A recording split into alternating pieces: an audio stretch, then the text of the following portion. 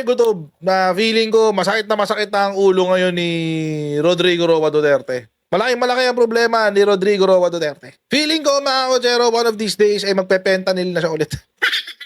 Baka magkabit na naman siya ng isang buong patch. I've been to paradise, but I've never been to me. O, ganun ang drama niya. Bakit? Bakit kanyo, mga kotsero? Matindi to eh. Malaking problema to eh. Itong kanyang hinaharap, mga kotsero. Eto, may bagong survey. Tulfo Brothers still on top of latest Okta senatorial survey. So ngayon, panahon ng eleksyon, feeling ko gagamit ulihan ng fentanyl. Malaking problema tong kanyang pinapasok ngayon. Kasi yung mga kandidato niya, ay wala. Ang pumasok lang, ang sure na posibleng pumasok, si Bongo. Ito, bagong survey ng Okta. Ayan January 25 to 31, 2025. Tapos, lakas ng dalawang Tulfo. Dynasty na sila. Tatlo sila doon, senador. Magkakapatid, Dynasty, Tulfo Erwin, Tulfo Ben, si Bongo, may isa na si Digong, si Bongo. Tito Soto, alyansa yan. Willie Revillame, ano yan? Duterte yan. Alyansa, Duterte.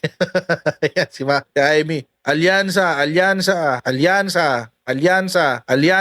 Apat. 4 out of 12. Ay, hindi pala 12. Ilan ba sila? Parang 10 lang yata sila. 4 out of 10. Pero mga kotsero, nanganganib pa yan. Si Bato de la Rosa. Ano ba siya? 12 to 16, no? Pwede pa siyang malaglag. 12 to 16. Pwede siyang matalo ni Kiko Pangilinan. Ayon sa survey. Pero ang sureball dito, si Bongo. Sureball na yan. Kasi top 3 siya eh. So kahit bumagsak siya, ang safe niya is around 6. 6 or siguro mga lower 8 or lower 9. Pinakamalala niya siguro pag bumagsak pa si Bongo, pinakamalala niya mga 9. Yan, sureball yan. So yung assistant ni Digong, sureball papasok yan. Tapos si Willie Revillame, ito yung pinaka nakakatawa sa lahat. Si Willie Revillame, paano siya nakapasok? Minsan napapaisip na talaga ako eh. Ano bang meron sa... Alam niyo, nakakatawa yung tinanong one time si Willie Revillame. Tinanong siya, ano kung plataforma nyo?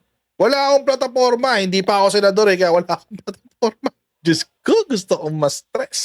Gusto kong magwala nung narinig ko eh. Oo, sabi niya, wala pa akong plataforma. Kasi hindi pa ako senador. Kaya wala pa akong plataforma. Talaga ba? Diyos ko, nakakairita. Gusto kong magwala eh. Ba't naman ganon? Lakas Pangilan siya? 1, 2, 3, 4, pang-anim. Willie Revillame talaga. Magdadagdag pa kayo na isang katulad ni Robin Padilla sa Senado? Matakot naman kayo para sa Pilipinas. Ilaglag nyo na itong si Willie Revillame. Diyos ko, senador pa. Senador, mga kotsero. Imagine mga kotsero ang senador ay gumagawa ng polisiya hindi lang para sa distrito, para sa buong bansa. Gigiling-giling. Baka sasayaw siya doon, giling-giling. Gigiling-giling. Nakaka-stress guys. Pero ang lakas ni Tulfo, yung dalawang magkapatid, 70 tsaka 60. Dati nagna-number 2 si Tito Soto dati yan. Ngayon hindi na. Si Ben Tulfo na. Si Bato nanganganib na to. So mataas ang posibilidad na bumagsak to si Bato. Malalaglag yan si Bato. Mataas ang posibilidad niyan. Si Aimee may possibility pero mababa. 12 hanggang kay Abalos. Ayan, buti si Abalos nakapasok, no? Hanggang kay Abalos, ayan. Pero, most of ng mga nag-top sa survey this time, Tulfo, ito, Alyansa. 10 sa Alyansa,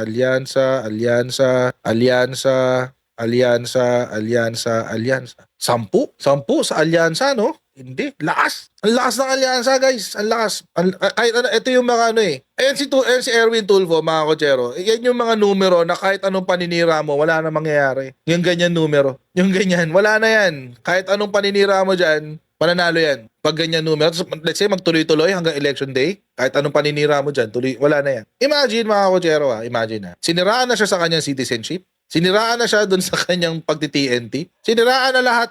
Lahat na lang pwedeng pangsira, ipinanira na. Nag-number 1 pa rin, 70%. 70% according sa survey. Medyo matindi-tindi na yan, guys. Oo. Medyo hindi na yan. Hindi nyo na matitinag yan. Si Bongo, tibay rin, linta. Itong first 6, mga kotsero, yung first 6 na yan, safe na yan. Oo, yung mga first 6 na yan, wala ka nang anuhin dyan. Medyo safe ka na dyan. Safe ka na dyan, safe ka na dyan. Sa per 6 na yan. Imagine, no? Si Bongo nakikiride lang dun sa Malasakit Center. Tapos number 3. Eto mga kotsero, eto legit mga kotsero. Kung meron mang sinasabi ang mga DDS na ginagamit ang programa ng gobyerno para magpasikat in aid of elections, si Bongo ang gumawa nun, yung in aid of elections. Di ba binibintang nila sa mga nasa kamera? Ay, yung mga kongresista dyan, kaya nag-akap yan in aid of elections yan eh. Bla bla bla bla bla bla. Mga kotsero, no. Kasi DSWD yun. Ang gumamit talaga ng programa ng gobyerno para magpasikat in aid of elections ay si Bongo. Si Bongo talaga yan. Ikinabit niya yung sarili niya bilang health advocate. Hindi naman siya, wala naman siyang alam dun eh. Ang alam lang niya, magbukas ang Malasakit Center. Nakakatawa pa nga yan, yung Malasakit Center, walang silbi yan kung tutuusin eh. Walang ano yan, walang kwenta yan eh. Kasi ang pondo niyan nanggagaling sa DSWD, sa PhilHealth, sa PCSO. Wala talagang silbi yan. Kaya mga kotsero, sa totoong buhay, hindi ko lang ba't, well, marami nabubudol si Bongo. So yun na lang yun. Marami siya nabudol eh.